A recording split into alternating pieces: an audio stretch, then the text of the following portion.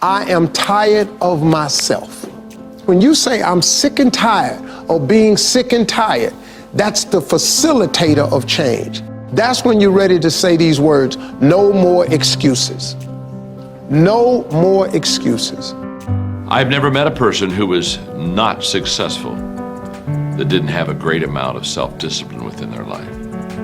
Self-discipline and being able to perform and being able to keep your life on schedule and being able to keep commitments and promises and meet deadlines is essential to success. None of us can afford to have a life that is controlled by someone else, or a life that is basically controlled by our emotions. I learned many years ago that there are two kinds of people. There's the type of person who says, I'm going to wait till I feel like it before I do it. And then there's a person who says, I've got to do it so that I feel like it. One will never get anything done because they're still waiting to feel the moment to move. And the other person says, no, I need to move, and then I will begin to feel the moment. Sonia, self-discipline is essential in your life and in my life if we're going to get things done. So I have a challenge for every one of you this weekend. The challenge is simple. As you go through your weekend, and sometimes it's kind of hopefully an easier time of your week, ask yourself, am I practicing self-discipline in my life? Am I doing the things that I should do because I need to do them, or am I kind of waiting to feel the moment? If you don't know this quote, live by it. One can have no smaller or greater mastery than mastery over oneself. That's Da Vinci. Da Vinci did amazing things with his life. I wanted to do equally amazing things with mine. And if that's the game that we're playing, if I can construct my belief system, if I can choose at any moment to believe something that's more empowering than I was believing the moment before, and that will actually find its way into my actions, allow me to do things that I couldn't do the moment before, then it's like that moment in The Matrix where Neo realizes he knows Kung Fu. And that's like, as funny as that is, that's how I think about life. To me, the very fundamental purpose of life is to find out how many skills I can acquire that have utility, and then put that utility to the test in service of something greater than myself. Stop comparing yourself to others. So the first thing you do is stop focusing on other people. Instead, focus on being the best version of you that you can. Then you'll recognize that you deserve to sit at the big table with everybody else after you become the best that you can be. Now, once you've accepted that you have as much right to success and much right to succeed as anybody else, the next step is learning how to talk the talk.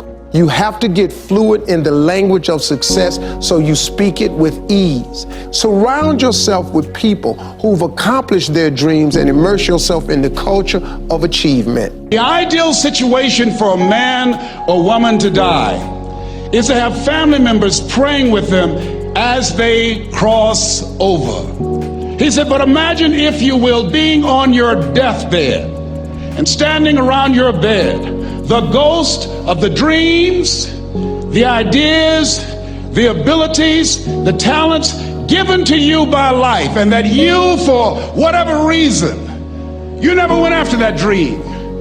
You never acted on those ideas. You never used those talents. You never used those gifts. And there they are standing around your bed looking at you with large angry eyes saying, we came to you and only you could have given us life. And now we must die with you forever. And the question is, if you died today, what dreams, what ideas, what talents, what books, what music, what leadership, what voice will die with you? Miles Monroe, great orator and speaker, said the wealthiest place on the planet, it's not in the Far East where there's oil in the ground. It's not in South Africa where there are diamond mines. He said the wealthiest place on the planet is the cemetery. Because there you'll find greatness that we've never seen. There you'll find talent and genius and potential never actualized. Perhaps that's why Henry David Thoreau wrote the words, oh God, to reach the point of death, only to realize that you've never lived. Maybe that's why some unknown writer wrote the words, what if you live your whole life only to discover that it was wrong? That it was wrong. That you were chosen to do something else and you didn't do it. Repeat after me, please. Live full. Die empty. I want you to take some notes and some things, and I want you to think about your goals and dreams in the three categories that I mentioned: personal, professional, and your social contribution. How many of you are serious about your goals and dreams? Raise your hands, please. Thank you very much. How many of you don't want to take your dreams to your grave with you? Raise your hands, please. Very good. Shake someone's hand on your right and left. Look them in the eyes and say, get out of your head and step into your greatness. Do that right now, please. Say, get out of your head and step into your greatness. I want you to write this down. Let us say together, as you think about your goals and dreams, let us say together, it's possible. Together, please. Yes, write that down. See, ladies and gentlemen, as an entrepreneur, I've been an entrepreneur for 20 years. It's my 21st year. I could have been speaking and training for 34 years. But for 14 years, I was living in my head. For 14 years, I stopped myself.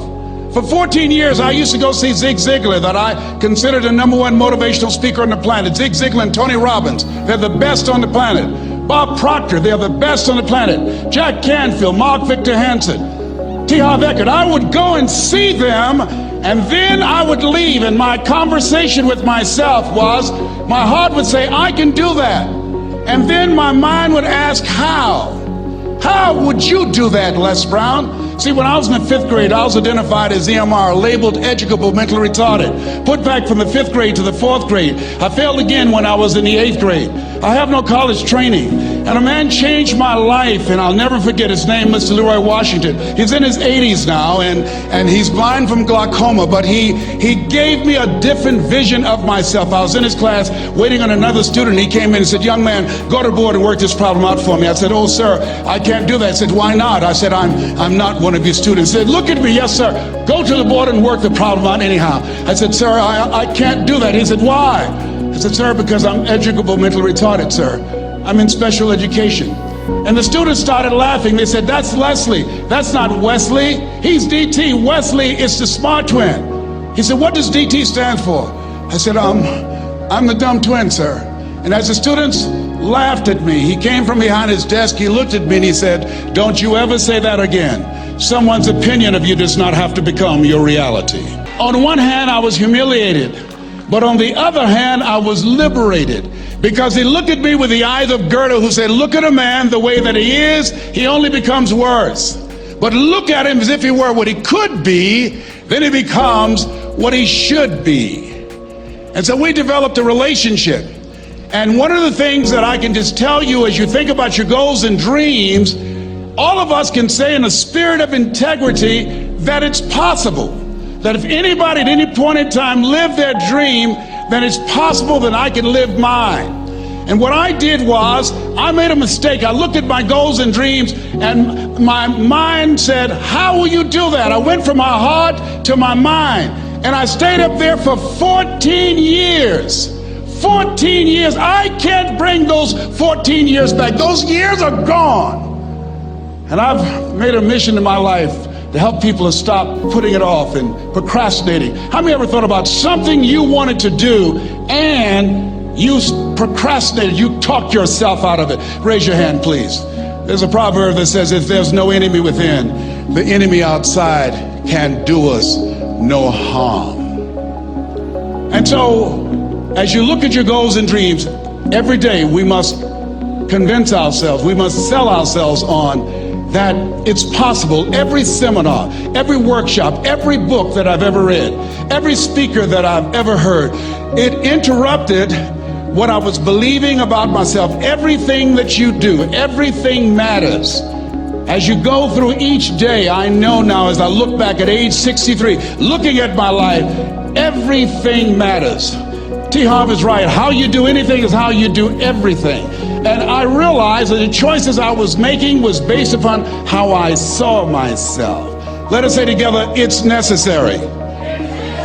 Write that down. It's necessary as you look at your goals and your dreams, it's necessary that you have a strategy and a game plan to change the story that you believe about yourself. And that's an ongoing process. I've discovered, and many people have, that what we do, what we accomplish, what we produce is a result of the story we believe about ourselves.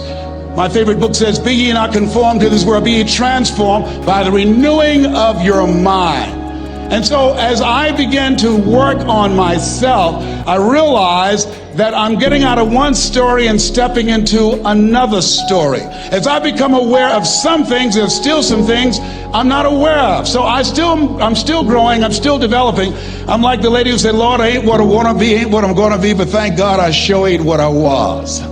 But I realized that you have to work on yourself on a regular basis, and write this down, for mental mindset. For mental mindset and stamina.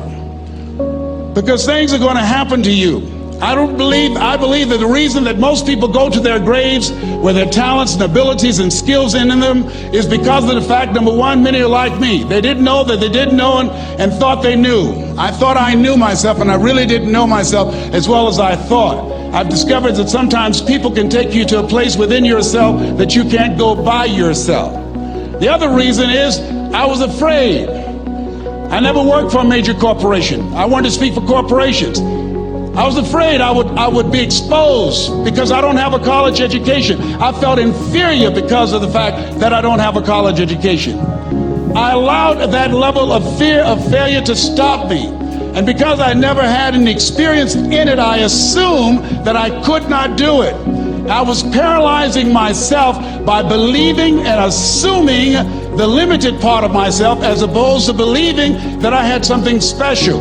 You have something special. There's something you want to do. Because you don't know how to do it doesn't mean that you can't learn. I like something that I heard. You don't have to be great to get started, but you have to get started to be great. Repeat after me, please. Leap and grow your wings on the way down. See, the people that will live their dreams, the 2% that will do that, these are, and write this down, become a risk taker. They're risk takers. They don't mind failing. They don't mind making mistakes. They're willing to take life on, take life in the collar. This, God said, if you're not willing to risk, you cannot grow. And if you cannot grow, you cannot become your best. And if you cannot become your best, you can't be happy. And if you can't be happy, then what else is there? I like what Helen Keller said. She said, life is short and unpredictable. Eat the dessert first.